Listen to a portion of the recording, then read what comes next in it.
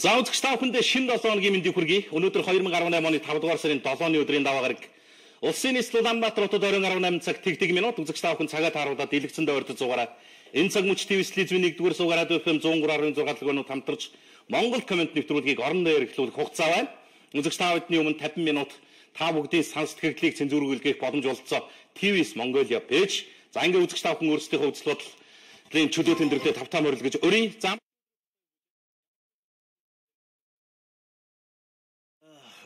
янз бүрийн юмнууд сонсогдож байна. Амралтын өдрүүдээр чинь 461-аас нэг захиа олон нийтэд бас нэг ил загталтай. За. Нэг намын бүлгийн хуралтай. Ажилтнаа тэмцэх газрын дарга ер нь авч үлдээ та гэсэн санаа бодлоо байх шиг байна. Нэг их хурлын гишүүний ажлын эсхийг томлохоос татгалцсан мэдэгдэлтэй. За одоо тэр нэгүүд бол онцлог анхаарал татсан нэгүүд нэлээд их л байна л да. Хэд хэдэн гол асуудлууд ерөнхийдөө улс төр нийгмийн засгийн хүрээлд өндөр авжилт яригдж байгаа шиг байна. Монгол Улсын ерөнхий сайд асан чимдийн сайхан бэлэг 20461 дугаар ангиас нийт тандсан ил загтлыг бичлээ. За энэ ил загтал бас өнөөдөр бүрэн ихээр хэвлэл мэдээллийн байгууллагуудын за тэр дундаа энэ захин сошиал орчинд бол бүрэн ихээр явж байгаа шиг байна. Энэ өдөр мэдээллийн хөтөлбөр дэлгэрэнгүй танилцуулна. За Монгол Улсын их хурлын гишүүн Дан Бочор оюу толгойд хийгдэх энэ нөгөө шалгалт хяналт шалгалтыг ахалж ирсэн ажлын хэсгийн бүрэлдэхүүнээс гарыг ажлын хэсгийг ахлахын албаа өгье өгсөн ийм мэдээллийг намын бүлгийнхаа нөхдүүд өгсөн юм шиг байна. За энэ асуудлыг нь ардын нам авч хэлцээд ерөнхийдөө ёсоор болгож байгаа шиг байна. Ямар учир шалтгаан байв юу болов гэдэг нөхцөл байдал дээр бас улс төрчсөн иймэрхүү хэд хэдэн зүйлсүүд бас энэ сошиал нийлэн өндөр авчил яригдж байна. За Монгол Улсын ерөнхийлөгч Монгол Улсын ерөнхий сайд нар орон нутагт ажилдаа явах шиг байна. За Монгол Улсын ерөнхийлөгчийг бас бидний үндэсний цонх Баян-Улгийн аймагт ажиллаж байгаа гэсэн ийм мэдээлэл дөнгөж дөрөв ирж ирсэн бол одоо Увс аймагт хүрэлцэн ирлээ гэсэн ийм мэдээлэл явж байна. За Монгол Улсын ерөнхий сайд хүрэлцэх хувьд бол Өвөрхангай аймгийн зарим сумдуудад ажиллаж байгаа гэсэн ийм мэдээлэл байна. За төр засгийн өндөр албан тушаалтнууд төрийн өндөрлгүүд бас төд бодлого орон нутгийн ажилтнаа өндөрлөөд за ерөнхийлөгч бол бүгд найрамдах хятад ард улсыг ерөнхий сайд бол Оросын холбооны улсыг зорино гэсэн ийм мэдээлэл бас захимд яригдж явж байна.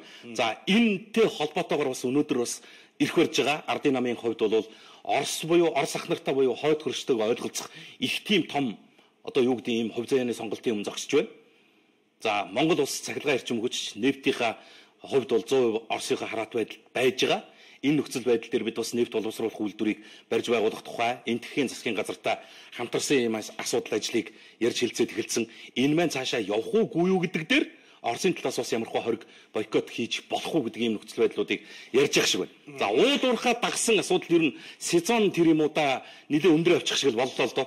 Хэд хэдэн аймаг сумдуудад хэд хэдэн төрийн тусгай хамгаалттай газар нутгуудад уул уурхаан байгаль орчны чиглэлээр үйл ажиллагаа явуулж байгаа байгууллагуудын хооронд үүсэж байгаа тэмцэл өндөр схем хандлагатай болоод эхэллээ. За бүхэн нутагшууд нь гэдэг нэрийдлэр 8000 орчим га талбайд хайгуул олборлт хийхээр санаарч байгаа ийм гадны хөрөнгө оруулалттай байгууллагын асуудал өндөр авч яригдж байна. За дархан цаазтай уул хаданд бас нөхөн сэргээлт хийж байна гэсэн нэрийн дор олборлт эхэлчлээ штэ гэдэг ийм асуудал иргэд олон нийтийн зүгээс нэлээд эсэргүүцэлтэй яригдж эхэлж байгаа шиг байна. За энэ бүхнийг л үзэгч та бүхэн санал оролцоотой ярилцъя гэсэн бодол байна даа. Өөрөө хэлэхгүй. За тийм. Яач вэ? За. Монгол комментэд нэгдэцгээе. За. Мэдээллийн цахим сайтууд бас өнгөтэй өдөртөө гэрэлтэй хийгээд хэд хэдэн гоё үйл явдлыг нийтэд танилцууллаа. За үндсэндээ Улсын 1-р төв эмнэлгийн элэг шилжүүлэн суулгах мэс заслын эмч мэрэгчлэтнүүд 48 дахь хагалгаагаа амжилттай хийж байгаа юм байна. Өнгөрсөн өдрүүдэд. За 48 дахь удаага хагалгаагаа хийхдээ яасан гэхээр хэд хэдэн төрлийн онцлог байгаа. 1-р нь гадны эмч мэрэгчлэтнүүдийг байлцуулаагүй гэж байна. Энэ удаад Монгол эмч мэрэгчлэтнүүд 100% өөрсдийнхөө нүүц болцоонд түшиглээд за яг өөрсдийнхөө ур чадвар түшиглсэн энэ хагалгааг амжилттай хийлээ гэж байна. Хоёрдугаарт нь яг амьд донор дээрээс эрэгтэй шилжүүлэн суулгах буюу элэг шилжүүлэн суулгах хагалгааг хийсэн онцлогийг ярьж байна. Гуравдугаарт нь энэ удаагийн хагалгаа бол 4 настай хүүхдэд буюу нөгөө инх номын охинд хийгдснээр их онцлог болж гин 4 настай охины биеийн байдал тун сайн байна гин. За энэ охинд бас донор болсон хүний биеийн байдал ч гэсэн харьцангуй сайжирж байгаа гэсэн ийм мэдээлэл явдлыг мэдээмэл онцолж за бас Монгол эмчнэр Монгол оюун ухаан бас дэлхийд хамгаалагдаж байгаа энэ сайхан үйл явдлыг мэдээмэл онцолж олон нийтэд танилцуулсныг дуулгая. За нөө нэвтрүүлгийнхэнд хэлсэн төрийн тэргүүн бас баруун аймагуудад ажиллаж байгаа гэж. За Монгол Улсын ерөнхийлөгч Баттулга өнгөрсөн амралтын өдрүүдэд алслагдсан баруун 3 аймагт ажиллаж за энэ үеэр Баян-Улгийн аймгийн төвд хүрэлцэн ирсэн уулзалтын үеэр нөгөө бүргэдч охин Ашулфан өөрийнхөө зурагтай жазыг төрийн тэргуунд гардуулж гисэн. За энд их тийм тод томрон 5-6 ширхэг үг байгаа. Би Казахын даруухан айлын охин Ашулфан байна.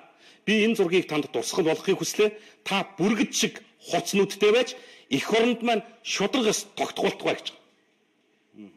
Ингээд энэ зургийг танд дурсгах гэсэн магдаг ийм үгийг хэлж энэ зургийг дурсгасан байл лээ. Бас манай төрийн тэргүүний толгойд оройд нэг зүйл орж бодогдсон байлгүй. Та бүргэд шиг хурц нүдтэй байж эх оронд маань шударгаас тогтох болтугай л гэж.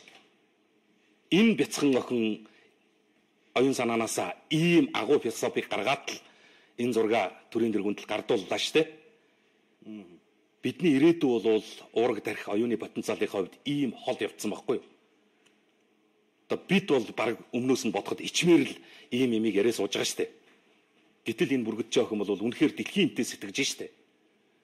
Төр түмнийхээ төлөө төрийн тэргүүнийхээ хурц харааг мэрэгэн оюуныг эртээ элдтэй байгаасаа гэдэг ийм бэлгэлийг тээж өвлүүлсэн энэ зүйлийг бас өнөөдөр мэдээ онцолсон байна лээ. За хот дүүргийн хэмжээнд хэд хэдэн бүтээн байгуулалтын шинж чанартай ажлууд хийж хэрэгжүүлэгдэж чинь. За энийг бас мэдээллийн нүүрс цэглэмээ сайтны танилцууллаа. Гэрэлт гудамжийг 5 дугаар сарын 11-нд нээгэн нийслэлийн засаг дарга бөгөөд Улаанбаатар хотын захирагчийн 17-оос 20 онд хэрэгжүүлэх үйл ажиллагааны хөтөлбөр Улаанбаатар хотыг зүүн хойд Азийн аялал жуулчлал бизнесийн төв болгох зорилтыг тусгасан. Энэ зорилтын хүрээнд Сөүлийн гудамжийг автомашингүй шөнийн гудамж болгосон. За 18 оны зуны гэрэлт гудамжийн нээлт 5 дугаар сарын 11-нд болно гэж байна. За өөрөөр хэлбэл 5 дугаар сарын 11-ээс эхлээд шөнийн гудамж буюу нийслэлийн гэрэлт гудамж маань автомашингүй гудамж гэдэг энэ хөтөлбөрийнхөө дагуу үйл ажиллагаагаа явуулна гэж байна шүү. Тэгэхээр амралтын өдрүүдэд энэ чиглэлд зорчих жолооч зорчигчдын хувьд 5 дугаар сарын 11-ээс эхлээд шөнийн гэрэлт гудамж маань ашиглагдаж эхлэхнэ гэдэг мэдээллийг аваарай. Ньюсмен дээр байна. Бас одоо юугүй сайнтай муутай олон зүйл яригдж байгаа.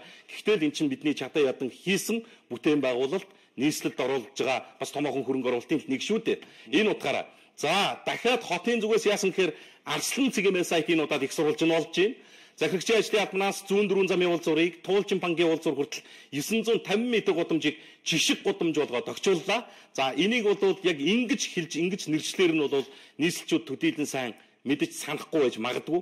Энэ бол Баян зүрхчүүдийн, Улаанбаатарчуудын тэн дундаа нэрлэлтгээр бол Баартын хөндөй буюу Баян цээл орчмын гудамж. За энийг бол бас нэг хот дүүргийн тодорхой хэмжээний төсөв хөрөнгөөр нэг эмгэгцэнд оруулъя гэсэн сан санаачлага ямар ч байсан ихний ээлжинд үр дүн өгч ажлаа хүлээлгэж өгж байгаа гэсэн ийм мэдээллийг Арслан цэглэмээ сайт нийтэд танилцууллаа. За энэгээр бол ямархуу нөхцөл байдалтай ямар дүр зураг бас орой үж байдгүй гэдгийг иргэд үзэгч та бүхэн надаар хэлүүлтгүү мэдэж байгаа. Одоо ийм болж за ямар ч байсан чадах чинээндээ татвар төлөгчдийн 5-3 төгрөгийн санхүүжилтээр энэ нийслэлийн Баян цээл орчим 104 замаас Туулчин банкны уулзуур хүртэл 950 м 1 км шахуу үргэлжилж байгаа энэ зам бол бас одоо нийслэлийн гэрэлт гудамж болж байгаа. За шүн очиж үзвэл бас их гоё байх ийм дүр зургалтыг хийж хэрэгжүүлж шийдсэн шүү гэдэг мэдээлэл Арслан имэн дээр байж байгаа юм. За Арслан цэглэмэн дээр бас дараагийн тавигдсан нэг материал юу гэхээр зэрэг нийслэлийн нөгөө гэрэлт гудамжинд байсан хөшөөг буулгасан хүний бичлэг нийтэд ил болсон байна лээ. Энийг бас онлайн сошиалор нэлээд өгтөө түгээс тарааж байна. За үндсэндээ өмсөн цамцсан явж байгаа алхаа гიშгэ байдал байр царай дүрх бүх зүйл нь бол энэ хяналтын камерт тод томрон бичгтээд үлдсэн байна лээ. Энийг үдсэн харсан улсууд байвал цагдаагийн бие бүрэлдэхүүнд бас холбогдож мэдээлэл өгөөрэй. Энэ улсуудад бас хариуцлага гарах хэмжээ тооцох хууль эрх зүйн юм санкц байгаа гэдгийг тодтогсон байсан. Хоёрдугаарт нь арх согтууруулах хундаа хэрэгэлсэн байж болно. Агсамнаж согтуурхсан байж болно. Ямарваач одоо хандлага өөрт нь тухайн үеийн нюанс нь байсныг бид тааж мэдэхгүй. Гэхдээ л хуулийн байгууллага дээр бий байсан юм аа. Би үнэхээр тухайн үед иймэрхүү нөхцөл байдалд орцсон байсан учраас энэ гүшөөг унгааж татаж унгаж хагалж хамгаалсан юм а гэдэг нөхцөл байдлыг хилээд ирэх юм бол цагдаагийн байгууллага хуулийн хүрээнд бас хөнгөвчлөж үзэх үндслэл байдаг шүү гэдгийг хэлж ин лээ. Алдаа гаргасан байж болно. Та энийг зас залруулах талд нь нийгмээс, нийтийн сүлжээнээс уучлалгүйгээд ирэх юм бол бас тийм боломж байдаг гэж юм. Арслан цэглэмээ сайт дээр энэ бичлэг нь байна лээ.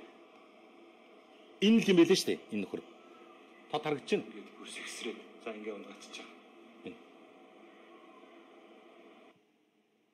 Харагдав юу? Энэ л байна. Сэгсэрсээр угаал унгацсан. Ингээд бүр сэгсрээд за ингэж унгаа. Тэгээ унгаж савж хагалж яваад л явж байгаа юм л да. Би зүгээр эхний ээлжинд энэ зургийг үзүүлчихэж байгаа. Видео бичлэгийг үзүүлчихэж байгаа. За зураг нь бол маш тод юм билий. Тэр хяналтын камерт бичигдсэн зургийг ингээ фото болгоод угаацсан нийгмийн сүлжээгээр бас өнөөдөр нэлээд явж байлаа. Би тэгэхээр заавал нэг хүн амьтнаар чигтүүлж очихоос өмнө буруу зүйл хийсэн юм бол тэрэндээ үүрэг хариуцлага хүлээгээд өөрөө яваад ирэх юм бол хууль хөнгөвчлөж үзэх тийм бас нөхцөл байдал санкц байдаг гэж шүү гэдгийг мэргэжлийн усууд хэлж ийн лээ. Алдаа гаргаал үсттэй тийм ээ. Одоо тэртээ дэргүүд нэгэн тийм болчихсон асуудал ингэтэл бас өндрөө аваад л явчлаа. Тэгээд нэг нь хийж хэрэгжүүлэх гээд бүтээх гээд босгох гээд зүгтгэж яадаг. Нөгөө талд нь бас нэг иймэрхүү нөхцөл байдал байгаа болвол үнэхээр уучлж өнгөрөөж болмооргүй хэлбэр байлээ л дээ. За Арслан имэн нэг иймэрхүү мэдээлэлүүдтэй. Times имэн яг үхээр гой Монгол болонда дэлхийн шилдэгүүдтэй өрсөлдөх жимийг амжилттай гаргалаа гэдэг мэдээлэлд ор World Championship in Shoy Making гэнэ. Ийм дэлхийн гутал загварын аврах шалгаруулах тэмцээн болд юм байна. Монгол залуу анхудаа амжилттай оролцоод сонгодог төрөлд тэргүүн байрыг эзлээд ирсэн ийм гоё мэдээллийг нийтэд танилцуулсан байна лээ. Монголчууд хийж хэрэгжүүлж байна, бүтээж байна, болгож байна, босгож байна, ур ухаанаараа дэлхийг хамгаалж байна. Үнэхээр одоо юу гэдэг Монгол залуучуудын авьяас чадвар бол дэлхийг байлдан дагуулах хэмжээнд ирлээ хүрлээ гэдгийг л нотлсон ийм үйл явдал боллоо. Гоё Монголд их сайхан гоё ярилцлагыг сэрүүлж нийтэд танилцуулсан байсан. Одоо нэг төрийн тодорхой жоохон бодлого дэмжлэг гэдэг юм байдаг болвол энэ чиглэлд зарцуулж байгаа хөрөнгө оруулалт нь үр дүнгээ яг зорилттой тэр хэсэгт очиод байндаа тусдаг болвол товчхондоо монголчууд дэлхийд гарлаа шүү. Юу яг л тэр зах дээр л ирлээ. За яг ямар үйлдвэрийн хаана байдгийг хин гэдэг хүү ингээд энэ дэлгэрэнгүй мэдээллийг нь үзэж таа хүн бас Times-ийн гоё Монгол болонгаас авч болно байх. За би бол яг хараахан танилцаж чадсангүй. Надад бол нэвтрүүлгийн эфир цаг бага байгаа учраас за ер нь бол гутал гэлтгүү, ноос ноолорон бүтээгдэхүүн, савхин идэл за ер нь яг энэ чиглэлдээ хувцас загварынхаа төрөлд бол монгол залуучууд чадан ядан дэлхийн хаалгыг л дэвсэж ийн нүдэж ийн л да.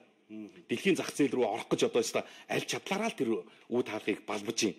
Гэтэл эн чин хилгайл, татвар хураамж, хөрөнгө санхүү, өр зээл, өглөг авлага, за байр түрээс гэх нэг олон асуудлууд нь одоо төр засгийн дэмжлэг оролцоотойгоор шийдэгдэхгүй бол болохгүй байна л да. За энэ хүрээнд нь би бас үнэхээр гоё монголчуудын нэг нь энэ залуу юмаа гэдэг үднээс нь үзүүлж байгаа ярилцлага нь бол дэлгэрэнгүй байж ин лээ. За ямар ч байсан эн чинь нөгөө үйлдвэр юм шүү. Нөгөө үйлдвэрийн залуу юм шиг байна. За дизайнер мэргэжлэг төгссөн ариун биш байна. Энэ бол бас хуваараа урлан тал юм бүтээл төрөвдөг залуу болтой юм. За тэр нь хин хамаагүй. Ямар ч байсан хийлээ хэрэгжүүлэлээ чадлаа. Дэлхийн одоо тэр сонгодог загварын гутал урлалын томоохон тэмцээнд Италичуудтай, Францчуудтай, Америкчуудтай дэлхийн одоо энэ гутал загварын бүр элитүүдтэй өсөлж байгаад л алтан медалийг нь аваад ирсэн энэ залуу бол чи өнөөдрийн баатар байлаа л гэж хэлэх гэсэн. Товчхондоо ийм. За хэд хэдэн үйл явдал болно доо. Жиргэмэний мэдээлж байгаа мэдээлэл маргааш совилогч эмнэлгийн ажилтнууд жагсах гэж байгаа. За энийг бол сошиалор үзэгчд маань үнэхээр хангалттай мэдээллийг нь бол хүлээгээд авч учраас энэ дээр би олон зүйлийг ярихгүй. За ямархуу асуудал хандлага агуулгаар тайлбар хэлмээр санагдаад байгаа юм гэхээр сүүлийн үед саяхан хэд хоногийн өмнө багш нар жигссэн. Бас одоо чадах хэмжээнд нийгмийн асуудлыг ярьсан хэлсэн. За энэ эмч багш нар совилогчд юу гэдгийг төрийн тусгай чигүүргийн байгууллагуудын хийж хэрэгжүүлж байгаа бие бүрэлдэхүүнээ төлөөлсөн нийтэд нийгмийн сүлжээнд ил гарсан үйлдэл болгоныхын ардтал дээр улс төр яваад байна гэдэг нэг зүйлийг би хэлэх гэсэн. Улс төрчдөө энэ улсууд өөрөө өөрсдийнхөө эрх ашгийг төлөөлөөд төр түмэндээ үгээ хэлгээ. Та нөхөд холдчихоо нэг удаа. Эмчнэр та нарын тэр ордон дотор хувилддаг, хулгай хийдэг, хумсалдаг үйл ажиллагаанд ч оролцдоггүй шүү дээ. Та нарын ийм мафийн бүлэглэлч шиг болсон Монголыг хэрцэн энэ заваан тогтолцооруучин совилогч нар дайрж ордоггүй шүү дээ. Одоо үнэхээр төвчмээргүй байсан ч гэсэн шүд зуугаад явж идэг шиг та бүхэн бас энэ эмч багш нарын энэ тэмцлэр бити улс төр хий. Одоо ингэж явсаар байгаа жишээ нь багш нарын тэмцлийг бол дотор нь 2 3 4 хагалт ажиллаа шүү дээ. Одоо яг багш нар эрх ашгаа хинээр нь төлөөлүүлэхийн аль нь яг үнэн бэ гэдгээ мэдхий болчихсон. Яг одоо энтэй ялгаа байхгүйгээр совилогч эмчнэрийн асуудлыг яг иймэрхүү нөхцөл байдал руу түлхэж эхэлж байгаа. Би маргаашийн жагсаалаас үр дүн гараасаа гэж хүсэж байна. Монголд ямар ч үнэгүй болчихсон, ямар ч хүндгүй болцсон, ямар ч нийгмийн асуудал нь шийдэгддэггүй, ар гэр нь яг 70 задгаа хаягдсан энэ эмч совилогч нарын амьдралд нь ахиц гараасаа гэж бодож байгаа байхгүй юу? Гэтэл энэ бол маасыг хамарсан, анхаарал татсан гол сэдв юм байна. Энэ дээр улс төрийн тоглолт хийх юм бол оноо авч болох нэ гэдэг явцгүй байдлаар асуудалд хандж байгаа учраас зохион байгуулагчид нь бас маш сайхан няхуур байгаа ч гэдэг үднээс би санал хэлж байгаа юм. Зүгээр л энэ заавал хийх ёстой гэдэг юм биш санал шүү. Яагаад гэж энд байна штэ. Би зүгээр хэд хэдэн зүйлийг л хэлье. Совилогч нэг шөнө 70-аас 80 хүнд үйлчилдэг. 24 төрлийн анхан шатны маягт хөтэлдэг. Өглөө цагтаа буудаггүй, өвдөж, ядарч, шантарч, халчирч байна. Тэд бол хүн, ровт биш. Совилогч, багамч, тусгай мэргэжилтнүүд бол хүн. Бид бол хүн, ровт биш гэж. Цалинг нэмэгдүүлэхийг л шаардж байгаа. Тэгээ би энэ мэдээлэл дээр л одоо жишээ нь тогтоод энийг л харж гэж байгаа байхгүй. Нэг шөнө 70-аас 80 хүнд үйлчилдэг өөр ямар үйлчилгээний ажилтан байгаа юм. Гэхдээ энэ зүгээр юу гэдэг бааранд баримын хийж байгаа хүн биш байхгүй юу? Зоогийн газарт хоол зөөж өгж байгаа хүн биш. Дандаа хүний өвчин, цус, өмхий, самхай бүх юмтай үзэж байгаа шүү дээ. Өөрийгөө эрүүл мэндийнхаа хувьд эрсдэлд оруулан байж зүтгэж байгаа маа. Тэгээ одоо энийг болохоор зэрэг энэ тэмтгийн ийм лоббитой ийм тим гинэ гэж хэлж ярьж байгаа бол та бараг эмнэлгийн хаалгаар орж үзээгүй л хүн байх шиг байна. Би зориуд хэлж байгаа юм. Нийгмийн сүлжээнд энэ маргаашийн энэ сувилагчдын чагсаатыг бол амар улс төржүүлж байна. Хэрэггүй л дээ энэ улс төрчдөө оролцох юм байна. Оролцмооргүй юм гэж байна штэ. Тэр тэргүй улс төрчид шийдээд та нар шийдэлт хүрээд энэ сувилагч нарын цалин нийгмийн асуудлыг шийдэх талд нь хүч гаргаж чадаагүй бол зур чадах улсуудад нь тэр зорилтыг нь үлдээгэл хайчил гэж хэлэх гээд байгаа байхгүй юу? Уг нь та нар энэгээр улс төр шоу хийгээд дэглээд энэ сувилагчдыг дунд нь хоёр хахлаад хутгаад сууж явах биш. Сувилагчдынхаа цалинг яаж нэмэх үү гэдгийг нь ярилцаж толгоогоо хашлахж явах хэвээр төрийн хүмүүс байхгүй юу? Сурчлаа шүү дээ ер нь. Нэг зорилттой нэг бүлэг зохион байгуулалтанд ороод гараад ирэх юм бол дунд нь хагалцдаг, хугалцдаг. Нэг ийм арга тактиктай болчихлоо шүү дээ. Газар авахгүй яаж байх вэ? Яаж өндрийг авахгүй байхгүй гэдэг ийм технологид мэрэгшиж юм да манайхан. За нэг иймэрхүү үйл явдлуудыг зүгээр одоо товчлуул байна хөө. За манайхаа хариуцлага хийж байна гэж хичнээн тэр бом төгрөгөөр барьсан замаа баллаж байна. Ямар ч ус зайлуул хоолой байхгүй байхад автозам дээр шууд ус бод цацаж ус туннаагаад байна. Өдөр бүр ус нөхүүлсэн байна. Шинэ 22 гэсэн байна. Ерөнхийлөгчийн охноос ухаарл авсан байхаа гэсэн байна. За сүйтгэгч нарыг юу гэнэ шийтгээ юу хөнгөлж үзэх вэ? Битгий давраа гэсэн сэтгэлээсээ хүй гутлыг нь авах юмсан гэсэн гутлын үйлдвэргээ сайхан үйлдвэр байлаа. За гэхдээ хөндөй хийгээд байхдаа яах вэ? Хөшөө гэсэн байна. Шудраг хүний үйлс байнга бүтэмжтэй байдаг юм аа. Танхимын бус сургалт нэрээр улаастай хужир болон орохын төлөө хүүхэд бүрээс 25,000 төгрөг хурааж байна гэсэн байна. За хүүхдийн 20,000 хүүхэд бүх хүүхдэд олгож байгаа юу? Нийт хүүхдийн хэдэн хувьд нь олгож байгаа юм бэ гэсэн байна. За амжилт хүсье. Надад нэг санал байна. Бэлгээ мэдээлэлд тусад нь 30 минут яриад үлдсэн 30 минутанд комент захиатлаа ээжлээд уншуулж ямар вэ? Бэлгээгийн яриаг сонсох хүсэлтэй хүмүүс их байгаа байх гэж бодож байна гэсэн байна. За өнөөрөө цензургийн яриа үзээрэй. Зоригийн хаалгын прокурор оролцсноо л гэж байна. За амжилт хүсье.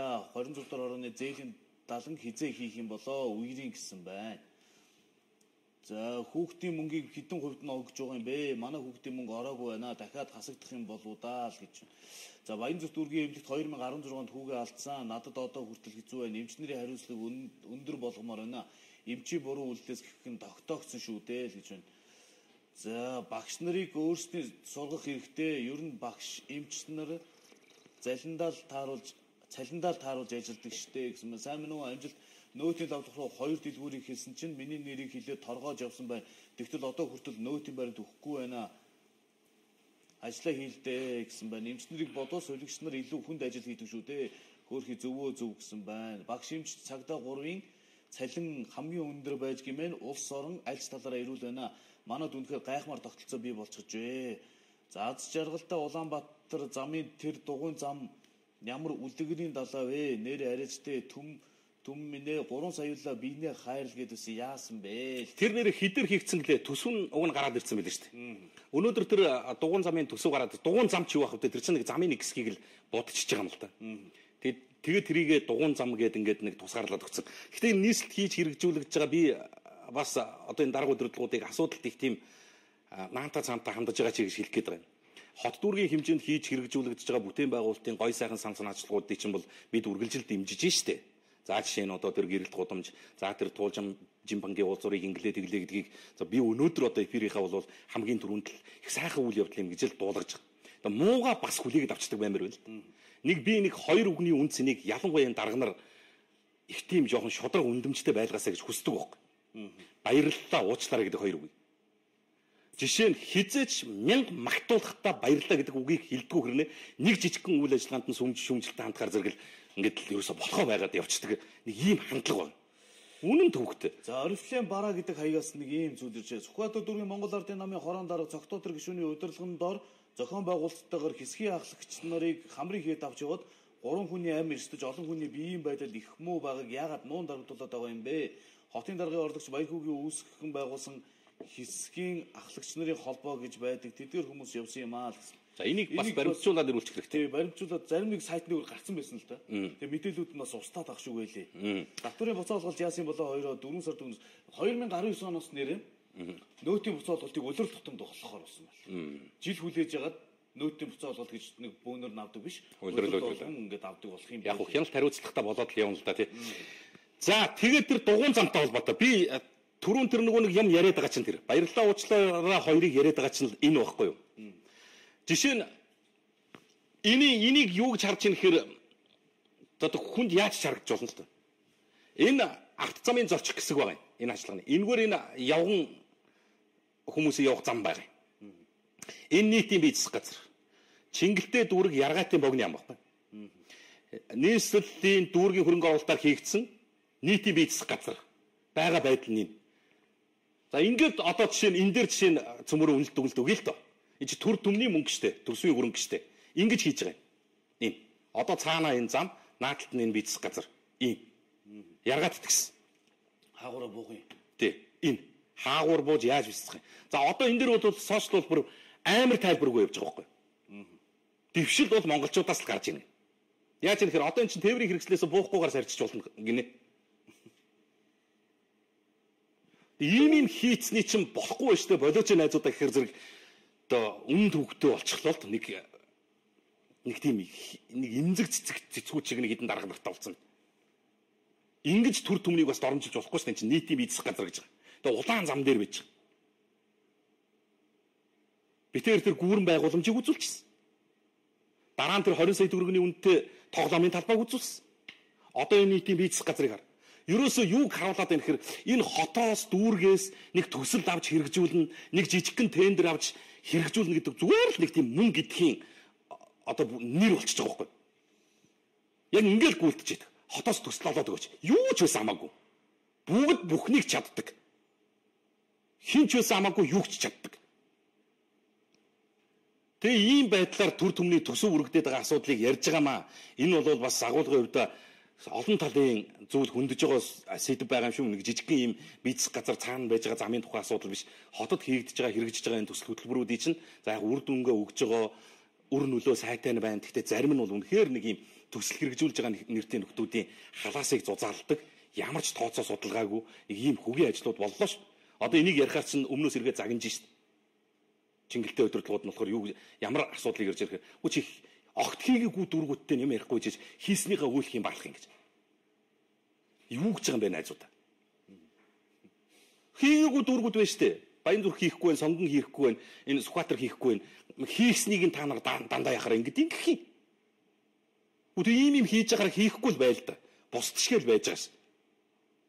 Төсвийн татвар төлөгчдийн мөнгө үрхгүй байж л та цөмөр. Одоо ерөөсөө юу гэж ирэхээр ийм гачим хийснийга бусд нь хийхгүй байхад хийцэн баг давуу болох гэж штэ. Тийм арай байж болохгүй хаа гэдэг үүднээсээ ийм мэдээллийг дуулгаж байгаа. За өнөөдөр бас хэд хэдэн ноцтой мэдээллүүдээс би мэдээлэл жоохон товчилж идэх үү. За. Icon Sigma сайт дээр Монгол улсын 36 иргэнийг тээвэрлэж явсан автобус шатсан тухай мэдээлэл байна. Бүгд найрамдах Хятад улсын 90 бэжин чиглэлийн хот хоорондын зорчигч тээврийн автобус өнгөрсөн баасан гарагийн 23 цагийн орчимд шатсан. Автобусанд манай улсын 36 иргэн зорчиж явсан бөгөөд гэмтэж бэлдсэн хүн байхгүй нэгнэ. Тэгээ албаны хүний мэдээлж байгаагаар автобус Хөбэ мужийн Жанчхүү хотоос 30 км-ийн зайд орон нутгийн хурдны авто зам дээр шатсан гэж байна. галын шалтгааныг тодруулахаар холбогдох улсууд ажиллаж байгаа. Элчин сайдын яамны зүгээс ирүүлж байгаа мэдээлэлээр бол Монгол Улсын иргэдийн эрүүл мэнд амь насанд учирсан хохирол байхгүй гэж байна. За эд материалын гарсан хохирлыг барагдуулахаар Хятадын одоо төр захиргааны байгууллагууд бол шуурхай ажлын хэсэг гаргаад ажиллаж байгаа гэсэн ийм мэдээлэл байна. Энэ дээр бас иргэд олон нийтийг гадагшаа дотгошоо зорчихдоо аюулгүй байдлаа бас өндөр зэрэгээр хянж нягтлаж яваарай гэдэг үүднээс нь энэ мэдээллийг дуулгаж байгаа юм. За Монгол Улсын ерөнхий сайд асан чимдийн сайхан бэлэг оюутлогыг шалгах ажлын хэсгийг ерөнхий сайдын сайхан бэлэг бий та бүхэнд 461-р хаалттай хорихонгоос хандаж энэхүү загтлыг бичиж байна. Хорихонгийн алхах гიშгэх зайгүй жижиг умгар өрөөнд өргөс торны цаана өдөр хоногийг өнгөрөөн бие сэтгэлийн там мэдлэн суухын зовлон хэцүүг хичнээн дүрслэн тайлбарлаатаж энд орж үзээгүй хүмүүс ойлгохгүй буй за. Үнэхээр эдсэн уусан эрүүгийн хэрэг хийсэн бол төрийн цэрлэлийг эдлээд л гарна. Харин үндсэн хуулиар олгогдсон эрх үүргээ хэрэгжүүлж эх орондоо хэрэгтэй том төсөл хөдөлгөгдснөөхөө төлөө ингэж суух нь үнэхээр игдүүцмээр байна гэд энэ загтал бүрийн ихээр Go.Go-ийн сайт дээр байгаа. Манай мэдээллийн хөтөлбөр авсан байгаа тийм. Гарсан байгаа. За 1930 минутын мэдээллийн хөтөлбөрөөр гарна. Яг гараараа бичсэн нь болохоор одоо яг миний артлын энэ хяналтан дээр гарч байна. За гол агуулга нь юу юм гэхээр би бол улс төрийн шийдвэрийн үүргийг гүйцэтгэсэн хүн. Энэ бол улс төрийн шийдвэр байсан. Нэгдүгээрт нь надад буруудах шалтгаан байхгүй. Хоёрдугаарт нь оюутлогоон гэрээг үзэглэхдээ ямарваа нэгэн байдлаар авилга хийлгэх бол авсан байх юм бол төрийн цэрлэлийг хүлээе л гэж байна. За одоо энэ хүний ил загталтай холбоотойгоор ямар мэдээлэл нийгэмд хүлээгдэж эхэлж ийм хэрэг улс төрийн шийдвэр байсан бол энэ шийдвэрийг хамтран гаргаж хэрэгжүүлсэн кабинетийн бусад гишүүдийг дуудъя гэж. Ийм юм гараад ирлээ шүү дээ. Тухайн үеийн засгийн газрын сайд асан одоогийн Монгол Улсын ерөнхийлөгч Халтмаагийн Батулгыг дуудъя гэж. Тухайн үеийн байгаль орчны сайд Ганс Ухийг дуудъя гэж. Эрдэнэ соёлын сайд Дашдуржийн Зоригтыг дуудъя гэж. За ингээд энэ танхимд байсан чих олон сайд байлээ л дээ. Тухайн үе 11 сайдтай байсан юм уу? Засгийн газар 11 яамтай байсан санагдаж байна да. 2009 онд батлах туу. Тий. Оюутлогын гэрээг анх батлах туу. Тий. За хэрэглэхийн дарга марга оролцоод нэг тийм болно шүү дээ. За ингээд энэ усуудыг бол үндсэндээ энэ ил загтал бол сайхан бэлэг яг нэг үннээр бүгдийг дутчлаа шүү дээ.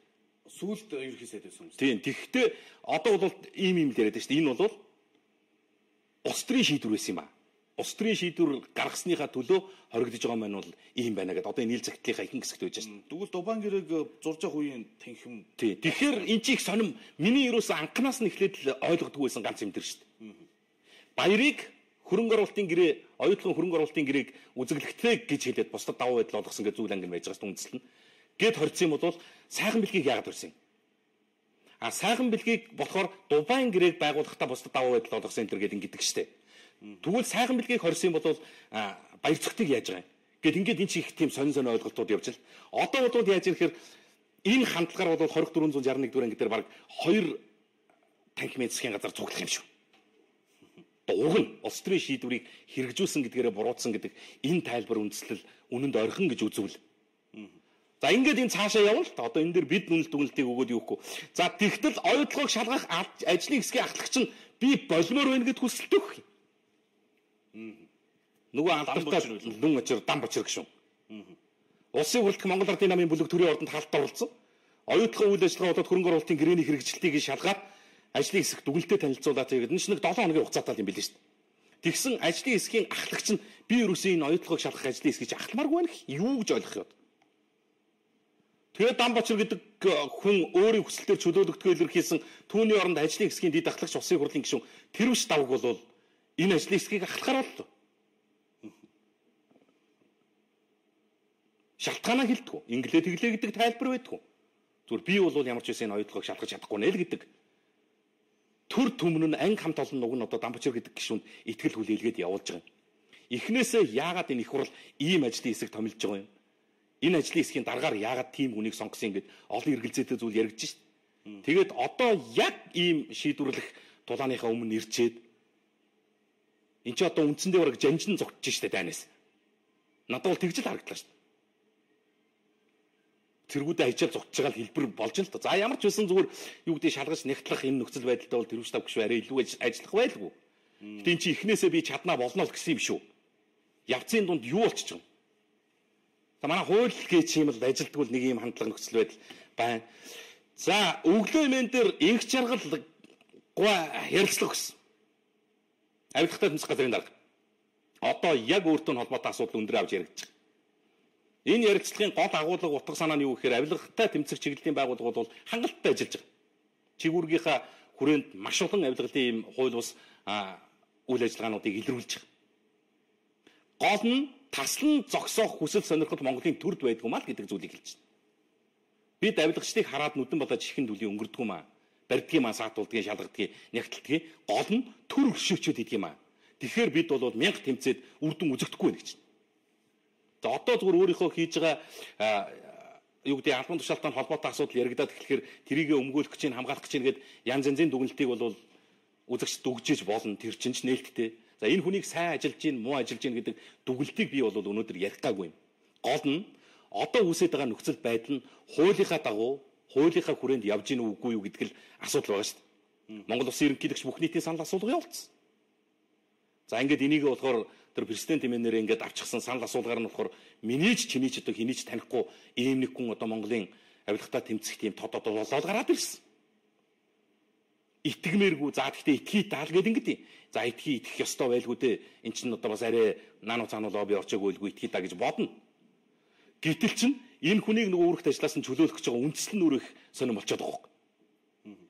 Уг нь анхлээд пүүжэвтэрд иржсэн тэр тайлбар мэдээлэлд анхлээд ерөнхийлөгчийн тамгын газар яг авилгатай тэмцэх байгууллагын дарга дэд даргыг чөлөөлөх гэсэн үндслийг танилцуулж байхдаа их хурлын гишүүд 4 жилийн бүрэн эрхийн хугацаанд одоо гишүүнээр ажиллаад ямар нэгэн байдлаар хин нэгэн их хурлын гишүүнийг эргүүлэн татлаа гэж бодоод оронд нь дараагийн гишүүн томилогдоход 2020 он хүртэл суунаа.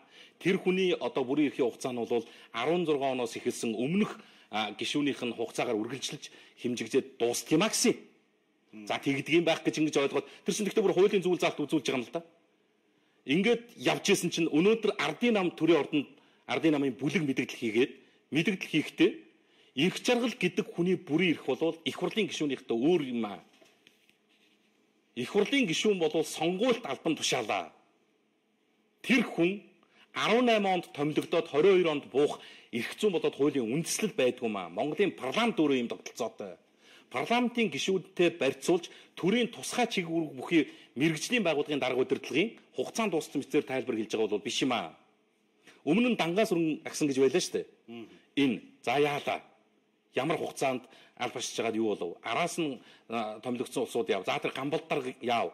Өөрийн хүсэл дээр ажиллаагууд явахад гэдэг энэ нөхцөл байдал үндслүүдийг нь харахаар их жаргал гэдэг хүний бүрийн эрхийн хугацаа чинь дуусахад 4 жил дутуу байна гэдэг ийм үндсэл гаргаж ирээд явчихлаа. Өөрөөр хэлэх юм бол за ерөнхийлөгч ард нийтээс санал асуулга авсан. Авилгатай тэмцэх газрын дарга дэд даргыг томилно гэдэг ийм санал асуулга явуулаад ийм хоёр хүнийг танилцуулж ийн гэдэг их хурлын гишүүдэд танилцуулахаар энэ усуудыг чи хүлээж авахгүй. Гэд их хурл дахь олонхын бүлэг нь мэдээлэл хийчлээ. За ардын намын бүлгээс өгж байгаа мэдээлэлд бол инх жаргал гэдэг хүн бүрийн эрхийн хугацаанд дуусах болоогүй. Бүрийн эрхийнхаа хугацааг дуусгахгүй юу гэдэг нь зөвхөн тэр хүний өөрийн хүсэл сонирхлоос шалтгаална. Эрүүл мэндийн шалтгаанаар юм уу? Элдв янз бүрийн одоо нөхцөл байдлаар би ажиллаа өгье гэсэн тохиолдолд гэж. Түүнээс өмнө нь ажиллаа хийжээс одоо гамбал даргын бүрийн эрхийг инх жаргал үргэлжлүүлж байгаа гэдэг ойлголтыг нийгэмд өгж байгаа зогсоогсон иймэрхүү зүйлийг ярил. За ингээл ийм сонирхолтой юмнууд бас ингээд цаашаа явах нэ. За хүүхдийн мөнгө хэдэн хувьд нь олгож байгаа юм бэ? Нэг сараас асчаад өгөхгүй юм аа гэсэн байна. Бөөнрийн тэнгэрт мэдүүлсэн хүмүүс өгснө үү өгөөгүй юу? Яагаад өгөхгүй байна вэ гэсэн байна. Замын уруу унаж өгөхгүй байж би засах юм байна да. Арайчтэй л гэсэн байна. Бүхэн өргөний замын урд барилах Diamond Cosmos нэртэй зочид буудлуудыг шалгаач. Байнга аригталт болоод шүн бөөн согтуу хүлж хүмүүсийн хавар бахиралдах юм бахиралдаад байх юм аа л гэсэн байна. 10 дугаар оролын Golden Park-ын Баян булаг сөх ажиллаа хийгээч. Лифтэнд байнга эвдэрх юм аа. Нэг сараас хойш эвдэрхий байлаа. Тэгсэн байдлаа лифтийн мөнгөө байнга авах юм аа. Өгөхгүй гэхээр тог тасалчих юм аа гэсэн. За наад чинь нийтийн 0 барай сар бололгүй зам тавиад талыг нь дарчихсан төрийн байгууллагын үйлдэл холбоо алга болсныг харуулж байгаа юм да. Ерөнхийлөгч Батулга маршал Чидэнбалын даргын хөшөөнд цэцэг өргөөгүй олон хүнийг игдүүлсэн уг нь аймагаас цэцэг бэлдсэн ч урд оройн ерөнхийлөгчийн тамгын газраас шаардлагагүй гэжээ. Улсаа 44 жил удирдсан түүхт хүн 4 жилийн сонгуульд ерөнхийлөгч хоёрын ялгаа шүү дээ л гэсэн мэн. Төсөл нь яг очдог хүндээ очмоор байна. Урдуур нь ар өврийн хаалгаар орчоод байх юм аа. Муу төсөл хэрэгжүүлж мөнгө идэхийг болоороо иргэд харж байна шүү. Бэлгээгээ яриад байгаа үнэн шүү гэсэн байна. Сайхан бэлгийг насаар нь хорих хэрэгтэй шүү. Монголоо зарсан юм шүү л гээл сэтгэлээсэн байна. Наад автобус чинь 2 жилийн өмнөх зураг шүү дээ гэдэг. Зураг нь тийм ээ. Зураг нь одоо бодвол яг тэр шатсан автобусан дээр очсон сэтгүүлч одоохон даалгав шүү дээ. Бид нар ч бас одоо арай хурдан гэхэд тэгж хурдан ажиллах. Яг үнийг хэлэхэд Монголд нислэг тэрэгтэй телевиз байдгүй шүү дээ. Нислэг тэрэгтэй телевиз байдахаар бидэнд ч юм бол баг мэрэгжлийн байгууллагуудад нислэг тэрэг онцгой нь ганц үед юм шүү. За би Санганы арган дүүргийн 361 гарамд шүлхийн өвчин гарахад хүний эмчээр ажиллаж байсан. Гэтэл онцгой байдал мал эмнэлэг мэрэгжлийн хяналтын газрыханд томилолтын мөнгийг нь өгчөөд хүн эмнэлэг улсын байгууллагын учир мөнгө өгөхгүй гэсэн гээд онцгой байдлаас мөнгийг нь өгөхгүй юм а энийг яах вэ гэсэн байна. За Чингэлтэн цагдаа нар муухай хүмүүс охиныг минь булгаалаад зүхтаж байсан шин хэргийг хэрэгсэхгүй болгож явуулсан. Хүүхдийн хулгай арай дэмдлээ би маш их гомдолтой байгаа. Цагдаа нар бүр арай байна л гэсэн байна. За ингээл ямар нэг зүйл нотлох баримтгүй бол тэгэл хэрэгсэхгүй болоод явцдаг штеп. Яг тэр замаараа л явсан байлгүй дээ.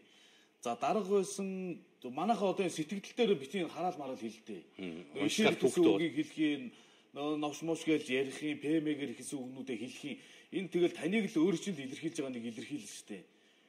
За олон нийтийн мэдээлэл хэрэгслэр бас ийм үгнүүдийг битгий явуулаач гэж хүсмээр байна. За заавал уншиж өгөөрэй. Ойрхон аймагт газрын 8-аа дэмдэж байна. Орхон аймагт гэж байна. Орхон аймагт газрын 8-аа дэмдэж байна. Энэ тэндгүү сэглэж орхисон байшин их байхад наадмын талбайн хажууд барилга барих гэж байна. Иргэдийн дунд санал асуулга явуулсан чинь 2800 иргэдээс 2500 иргэн эсэргүүцэж байхад утаа багсаж залуучуудад зориулсан гэдэг хороолол барина гэд бид бүхэн ногоон талбайг нь цэцэрлэгт хүрээлэн болох хүсэл олон хүнд барилга барихад гэр хороолол дахин төлөвлөлтөөр барилгажуулвал сайн байна. Удахгүй цэнгэлдэхийн урд хороолол шиг болох нэ. Зохих газрууд анхаарал тавмаар байна гэсэн байна. За нөгөө хувьцаа зарсан хүмүүсийн үлдэгдэл мөнгийг өгч байгаа мó гэсэн байна. Мангийнхан бүгдээрээ шоронд орондоо олж чинь. За хувьцааны үлдэгдэл мөнгөний асуудал байхгүй байгаа. Намраас энэ хувьцаа чи өөрөө хөлгөнд орно л гэсэн нэг юм зүйл бодоогоор. За дам бочир яаж чадгав дээ? Зам тавьж чадахгүй хүн шүү дээ л гэсэн байна. Улс төрийн хэлбэгдүүлэлт нэрийн дор ураг шулгаач нар ял их завшиж байна да. Сайхан билег дахин хэрэгүүлэх боломжгүй гэж бичснээс үзвэл өмнө нь бас хэрэгүүлсэн байж таарах нэ дээ л гэсэн байна. Авилгалтай тэмцэх газрын тим ажил хийх боломжгүй бол хэвлэл дээр хэнийг ямар хэрэгээр шалгаад юу босноо мэдээлж байх хэрэгтэй байна. Үнэн зөвөөр нь гэсэн байна. Оюу толгойг шалгах ажлын хэсгийг сайн хүүгийн Ганбаатар ахлуулах хэрэгтэй. Путин Си Жинпин хоёрын нэгийг Монголд хэсэг ажиллуулбал манай дээдчүүлээс амьд үлдэх хүн олдохгүй байх таа л гэсэн байна. Дам бочор зөв шийдэжээ. Одоо амар заяа зөв шийдвэр гаргачих гэсэн байна. Улс төрийн хэлбэгдүүлэлт нэрийн дор урагш чулгаач за энэ түрүү уншигчсан сэтгэл байна. Нам бус ерөнхийлөгч баймаар юм байна дөө. Ард ирээдийн сэтгэл сэвгүй юм байна. Хүндэтгэл үзүүлэхэд болохгүй юмгүй. Хүн мөн чанар шүү дээ л гэсэн байна шүү. За нөгөө Оросдо тохирох онцгой даалгавар манд ирсэн мэдээлэл чинь энэ дээр байж энэ да. Ийм л юм болоод байгаа юм. Засгийн газрын хэрэглэх газрын дарга Замдан шитрэх усын хурлын чуулганы нэгдсэн уралдаанд гишүүдэд мэдээлэл өгсөн. Ирэх 6 дугаар сард газрын тосны үйлдвэрийн бүтээн байгуулалтыг эхлүүлэн Дорн говьд баригдах хуугийн үйлдвэрийг Тээд зүүн хэдийн бэлэн болсон эдийн засгийн тооцоололтод өргөөлжтэй гарсан талаар дуулгасан гэж. За ингээд бид нэг газрын тосны үйлдвэртэй болох тухай асуудал яригадаад удаж л байна л да. Ямар нөхцөл байдал байна гэхээр Монгол улс Оросоос шатгууны бүрэн хараад бас эрчим хүчний Орос Монголын гадаад худалдааны нийт хэмжээ 1.7 орчим тэрбум доллар, үүний 5% нь буюу 500-аас 600 сая ам доллар нь Монголд орж ирдэг, үлдсэн нь 1.2 тэрбум ам доллар нь Оросоос худалдаж авдаг шатгуун эрчим хүч нь өгдөг монголчуудын мөнгө. Хэдэн зуун сая долларын ашигтай наймаа зах зээлээ алдахгүй тулд Оросууд Монголын том төслүүдийг үргэлж гацаасаар ирсэн. Хамгийн сүүлд гэхэд Эгийн голын цахилгаан станцын төсөл Оросуудын шууд оролцоотойгоор нам зогссон.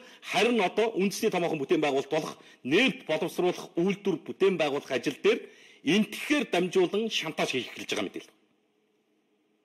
Тэгээ эрх баригч намын тухайд одоо энэ нийтлэл ямар асуудлыг хүндсэн гэхээр зэрэг ийм тийм томоохон бүтээн байгуулалтын ажлыг хийж хэрэгжүүлэх гэж байгаа Монгол улс нефтэд дотооддоо боловсруулдаг болох гэж байгаа гэж ярихаасаа өмнө эхний ээлжинд Оросуудтай ойлголцооч гэдэг зүйлийг л хэлж байна л. Өөрөөр хэлэх юм бол Оросууд олон жилийн найрам тарилцсан одоо юу гэдгийг янз янзын нөхцөл байдал шалтгаанаа бодоод манай талд юм ярихгүй байгаа ч гэсэн Монголын нефт боловсруулах үйлдвэрт хөрөнгө оруулах гэдэг хятадыг очиод хатгаад энтхийг очиод хатгаад идэх юм байл л. Нөө энтхийн засгийн газрыг тэрбум ам долларын хөрөнгө оруулалт хийх гэдэг байгаа шүү дээ энтх чинь. Тэгээ энийг нь ингээд хийдэг юм байна. Тэгэхээр энэ бүх нөхцөл байдлаа эхний ээлжинд тэр гарц гаргалгаагийн нийтэд ил тод болгож их аятайхан байдлаар уян хатан ёстой нөгөө нэг улс төрч байдлаар шийдэхгүй болвол нөхцөл байдлыг энээс дордуулаад тавьсан байх магадлал байна шүү гэдгийг хэлсэн мэл. Нефт боловсруулах үйлдвэрээ барьдаг. Барьсныхаа дараа нөгөө үйлдвэр нь ажиллах уугүй юу гэдэг нь бас төвөгтэй болдог. Ажиллаа гэхэд дотоодод байгаа Монголд байж байгаа түүхийн нефт нь нөөц нь тэр үйлдвэрийг ажиллах хүчин чадлын хүргэж ажиллах тэр хангамж нь болж чадахгүй юу гэдэг нөхцөл байдал. Үгүй бол Орос түүхийн нефт манайх руу өгөхгүй юу гэдэг ийм асуудал гэдэг. Олон зүйлийг л улс өөртөө бичсэн байна лээ. Энийг бас ороод үзчихэд их л тийм ястаа нөгөө нэг мэддэг улсууд нь бол ийм геополитикийн ач холбогдолтой асуудал хөндөгцсөн л байна лээ дээ. Орос одоо шатхан өгөхөө болоо түүхийн нефт өгдөг болох юм бол тэрийг өнтөө өгөх юм бол тэгээд бүр хүүгийн юм болох. Тэгээд эдний чинь санаа их зүг юм биш үү? Монгол улс нефт боловсруулах үйлдвэр барих гэж байна шүү дээ. Би дээр хэлээд байна шүү дээ. Нефт боловсруулах үйлдвэр барийн ч олон жил арай л дампуурлаа бид нар гээд ингээ нефтийн шантажтынхаа халаасан дамдраа бүтэхгүй мэн гэдгийг ойлгож шүү дээ. За энэ нэг Петровс одоо юу гэдгийг том компаниуд бол биднийг амар зэ үзүүлэх. Хизээ бол хизээ үнэ нэмэх юм байна. Эднэрт даруулгалаг. За тэгээд энийг барья гэдгсэн чинь ингэдэг байхгүй юу? Яг нарийнда энтгэг болохоор тэрбум $1000 хөрөнгө оруулалтыг нефт боловсруулах үйлдвэр барья. Тэгээд нефт боловсруулах үйлдвэр барихдаа яаж аж холбогдолтой, яаж ашигтай ажиллахын хэр зэрэг 2 сая тонн түүхийн нефт жилд хэрэгтэй. 2 сая тонн түүхийн нефт боловсруулж ээж энэ нефт боловсруулах үйлдвэр ажиллаж чадна, ашигтай байна гэдэг ийм тооцоолтыг танилцуулсан. Монголд болохоор 1 сая тонн байгаа юм. Жилд олборлох нөөцтэй боломжтой хэмжээ нь болохоор сая тонн байхгүй юу? Үлдсэн 1 сая тонн түүхийн нефт дутж байгаа биз?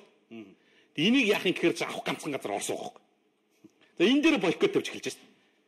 За хамгийн зөв нь юу вэ гэхээр зэрэг та нартай юм ярихгүй, монголчуудтай юм ярихгүй, бид нар ч ах トゥ улсууд та нартай юм ярихгүй гэж хэлэнгүүтлээ нефт боловсруулах үйлдвэр, Монголд нефт боловсруулах үйлдвэр барих гэж байгаа юм бол ингийн шүү, тгий шүү гэдэг нөгөө энтхийг аваачаад ингэж эхэлдэг юм байна л.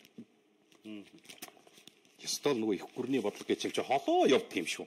За шалгуулангийн цусланд ямар хүн амтангуу газар ийм жорлон бариад эзэнгүү орхиж төрийн мөнгийг ингэж ашигласан нь үнэ. Харин энэ харалтаа урд талын ууланд 14 га талбайд эргэн тойрон торон хашааг ой судалгаа хөгжлийн төвөөс эхлэн бариад мод тарьж нөхөн сэргээд хийсэн боловч одоо эзэнгүү орхиод хайсаа. За зэдэн бэлмэний бие үүнд санаа зовоод өнгөрсөн жил эргэн тойрон хашааг нь засч сэлбэд тус төвийн орлогч дараа пүрсүрэнд очиж хэлэхэд тэрээр сонгуул болоод манай дарга өөрчлөгдсөн. Одоо наад чинь манад хамаагүй гэж байх юм аа. Төрийн хөрөнгөд ингэж л хандах юм даа гэсэн байна. За Улаанбаатар Жошид буудлын арын автобусны буудлын түүцийг буулгаж нүүлгмээр байх юм аа. Бас энэ биеэ үнэлэгч нар нь дийлдэхгүй шүн орой шээж бааж согтуу хөлчүү нүхтүүд суугаад амраахгүй байна. Цагдаа нар тоохгүй юм аа гэсэн байна. За уулнаас хот руу мод ачаад буулгаж байгаа зургийг явуулсан байгаа шүү. ТВ-с Монголиад гэсэн байна. Гадагшаа Иран улс руу мах экспортлож байгаа компаниуд мөнгө авах гэхээр манай арилжааны банкуд мөнгийг нь гаргаж өгөхгүй хөндрөл учруулах юм аа. Тэр дотроо хаан банк за тэрийг энийг хөдөө аж ахуйн яам Монгол банкны уламжилж гомдол гаргаж өгөөч л гэсэн юм. За энэ гомдлуудаа бас өөрснөө гаргах хэрэгтэй байна тийм. Тэр махны экспорттой холбоотой асуудал чи яригдахад яг арилжааны банкуд дээр бол санхүүжилт нэрээгүй мэлээ шүү дээ. Хит хитэн банкаар тогтдох гэж байгаа юм лээ. Манай охин ч болохоор бас их төвхтэй. Яг авах гэж байгаа банкаа очиод л эднийх өгөхгүй нэг л нүдэд идэг. Гэтэл чин цаана нөхцөл байдал юу вэ гэхээр бүр санхүүжилтэн сангийн амнасаач гараагүй байж байгаа ийм юм байлээ шүү дээ дүр зураг. Ийм нэг захиаг одоо цаг дуусчихгүй гэдээ бүр айгаад байна. Яаралтай уншаад өгөөч гэгээд охин нөрөө гуйж ирж өгсөн байхгүй юу? Сайн байна уу та хоёрт энэ өдрийн мэндийг хүргье. Миний ээж Тод Туя 1997 оноос 2014 оны хүртэл нийтдээ 16 удаа гидсний хагалгаанд орлоо. Хамгийн сүүлийн хагалгаанд ороод өөрийгөө илэгний цирроз хатуурал гэсэн онцтой болсноо мэдсэн юм. 2010 оноос өнөөдрийн хүртэл өөрт байсан гэр орон гэдэл бүх зүйлээ зарж эмчилгээний төлбөр зарцуулсан ч төдийлөн хүрэхгүй. Одоо нэг илэг шилжүүлэн суулгах хагалгаа Монголдо хийлгэх боломжтой гэсэн боловч илэгний ВЦ вирусыг шимэгдүүлэх шаардлагатай эмчилгээнүүдийг хийж хагалгаанд орох шаардлагатай болсон юм а. Одоо миний ээж гэдэс битүү ухсан мөн ходоод шархалсан хамраас нь байнга цус гарсан байдалтай биеийн байдал тун муу байна. Иймд элэг нэгт ахын дүүс та бүхэн минь миний ээжэд амьдрал хайрлаж тусламжийн гараа сунгаач загтал битсэн охин ган тулга утасны дугаар 8880 35 69 гэдэг ийм дугаарыг утастай бичиж ирүүлсэн юм байна лээ. Энэ хаан банкны 5013 тэг 2 27 63 гэсэн дугаарын данстай 16 удаа хагалгаанд орсон. Тэгээд одоо элэгний цирроз хатууралтай элэг шилжүүлэн суулгах хагалгаанд орох шаардлагатай болсон. Тэгээ ийм ээж охин хоёр одоо 1997 оноос хойш тасралтгүй яваад үндсэндээ одоо өөрсдөө байж болох бүх зүйлээ дуслаа гэдэг ингээ арга буюу бидэнд хандсан шүү. Тэгээд энэ ээж охин хоёр бас амьдрал бэлэглэх алтан боломж нь бас та бүгдийн сайхан сэтгэл дотор байгаа гэдэг үднээс нь дуулгаж байгаа юм. За инээдтэй юм а дэлхийд дээрээ цахилгаан машинтай болоод байгаа арай нефтний үйлдвэртэй болж тэнэгдэхгүй байлгүй дээ гэсэн мэ. Дэлхийд дахин цахилгаан машин модонд орчгоод юу нефт вэ монголчуудаа. Сонгон хархан дүүрэг цагдаа нар ажиллаа хийгээч. Ханы материалын эцсийн бодол 5 дугаар ороо өрхийн эмнэлэгтэйгээ шээсэн живлээ уурслаа гэсэн байна. Энэ зөрчлийн хууль мөл нь одоо ихэндээ хэрэгжээж юундаа хэрэгждэггүй бас л гайхамшигтай гайхалтай юм. Энэ чинь баг гудамж нус цэрэг хийх юм бол зөрчлийн хуулиар торгуулна шүү. Тийм шүү. Одоо шээж байх бол бүр том асуудал үст. Тэгээ энэ асуудал дээр одоо хинтэн торгол тавиад өөрхөн хитэн үг хэлсэн хүмүүсээ л гүтгэлээд оромжлоо гэж барьж торгодог байдал байгаад их юм. Дэлхийд дахинд захилгаан машин модонд орсод байна л гэсэн байна. Манайхан урд хилээ хаавал хэсэгтээ үлснөө. Гэхдээ өөртөө юмаа хийж сурнаа. Өсөглөн давсан ус хөгждгөө гэсэн байна. За манайхан урд хилээ за энэ түрүүс уншсан сэтгэл. Энэ газын колонг дүнээ нэмээд байна. Шалгаад өгөөч. Уг нь газаас давтар авдгүй үстэй гэсэн байна. 1000 оюутны байр манил өксөх 4 уулзуурын замаа янзлаад өгчихгүй юм байх та өдөр болгонд осол болох юм аа гэсэн байна. Байрны доор Вьетнам засвар ажлуудад байх юм а өнөр танаар дуу чимээ их хаан хандахгүй гэсэн байна. За энэ хаан байдаг Вьетнам засварын газар вэ? Энэ талаараа дэлгэрэнгүй бичээрэй. Ерөнхийлөгч Батболог хятад улсын ерөнхийлөгчөөс нэг л юм сануулахыг Монголын ард түмэн шаардаж байна. Учир нь Монгол улсад байгаа бүх хятадыг гаргах хугацааны ажил хийж байгаа нь Монгол улсын үндэсний аюулгүй байдал зөрчихгүй бай. Их зөрчөөд байна. Бага оршин сууж байгаа нь гэдгийг сануул хатуу гэрээ хий гэсэн байна. За энэ төрд байгаа хятадын ирлүүзүүдийг халаад өөрсдөө ажиллах гэвэл яасан юм бэ? Тэр нефтийн үйлдвэрийг өөрсдөө худалдаж авч ажиллуулж болдоггүй юм уу? Заавал хамтрах гэх юм аа бас л авилга байх таа л гэсэн сэтгэлүүд ирсэн. Наад одоохондоо тийм хэмжээний хөрөнгө оруулалт алгал та тийм. Тэрбум ам доллар гэдэг чинь үндсэндээ улсын төсвийн тодорхой хувь болчихж байгаа шүү дээ. За Монгол комент бэлгээ хүүжээ нарт гэсэн байна. Миний бие Баянзүрх дүүргийн 12 дугаар хороо ам бол 2 өндөр настан ээжийнхээ хамт амьдардаг. Би группт байдаг. Миний бие Батлан хамгаалах яамны харьяа анги салбарт ажиллаж байгаад Ослын удмаас группт орсон юм а. 2016 оноос Батлан хамгаалах яамд орон сууцны дэмжлэг хүссэн өргөдөл өгөөд одоо хүртэл хариугаа авч чаддаггүй. Зэвсэг хүчний жанжийн штабын дарга орлогч нартай удаа дараалан уулзлаа. Батлан хамгаалах яамны сайдын зөвлөлд хуралдахгүй байна л гэсэн хариу өгөх юм. Миний биеийн цусны болон тархины нурууны өвчтөй болоод байнгын эмчилгээнд ээж маань хэвтрийн дэглэмтэй сэтгцэн эмгэгтэй болсон. Батлан хамгаалах яамны ард талд ажиллаж байгаад тэтгэврт гарсан өвчтөй болоод амьдрал үнэхээр хүнд байна. Би Батлан хамгаалах яамны сайдтай уулзах гээд 2016 оны 8 сараас хойш төрийн нарийн бичгтээ уулзах гээд 17 оноос явлаа. 2 сайд дарга нар солигдсон уулзалдах хүсэлтийг удаа дараа тавьсан ч чадахгүй өнөө хурж байна. Сайдын туслах гэх улсуудтай хүртэл холбогдоод чадахгүй юм аа. Одоо цаашдаа хүлээж чадахгүй болж байгаа болохоор та бүхэн Батлан хамгаалах яамны сайдтай уулзуулж өгч туслаач гэж. Энд чинь тэгээ хэцүү л дээ. Битээр яаж уулзуулмаар юм бэ те? Уулзчих болдгүй юм болов уу?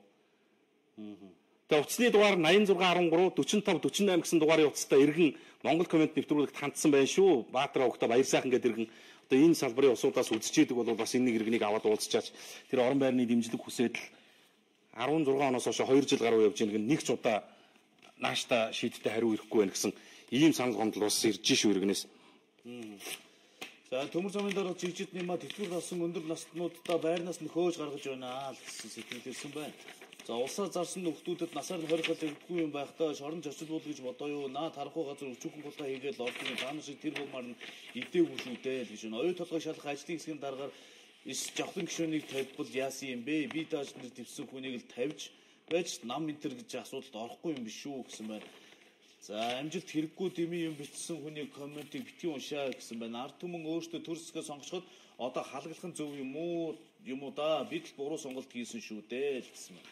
Монголд дураараа авирлаж байгаа хятад вьетнамуудыг зэгсэлж цэвэрлэхгүй юм байхдаа хуулийн байгууллагууд юу хийдэг юм бэ? Нөөтийн урамшуулал хизээ орох юм болоо. Манайхан хятадуудыг л муулаад байдаг. Оросууд зэмүүн штэ гэсэн байна. За ингээд захиргаан машинтай холбоотой сэтгэлгүүд дахиад ирсэн байна. Найруулагч тохиогч юу? Тийм байна. 18 цаг 50 минут угаасаа болчихж байгаа юм байна уу?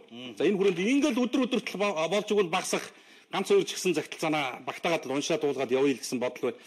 Тэр нөгөө охин ээж хоёрын утасны дугаард асуугаад ах шиг байлээ шүү. Үзэгч тэрийг нь болж игэл хилээд өгвөл бас болохоор байгаа бах. За тэгээд өнөөдөр шинэ 7 хоног эхэлсэн эхний өдрийн дугаарыг та бүхэнд Монгол комментийн энэ дээрээс шууд хүргэлээ. TVS Mongolia page бас лайв хэлбэрээр дэлхийн өнцөг болон бүрт түгээлээ бидэнтэй нэгдсэн сан сэтгэлээ цензуургүй илгээсэн үзэгч та бүхэнд баярлалаа. Маргааш 18 цаг тэгдэг минут энэ дээрээс биднийг илүү олон илүү хэрэгцээтэй мэдээллүүдтэйгээр хүлээж байгаа гэдэгт итгэлтэй байна. Ураагаа гэлээ дуусгая. За. Монгол комментэд нэгдэцгээе.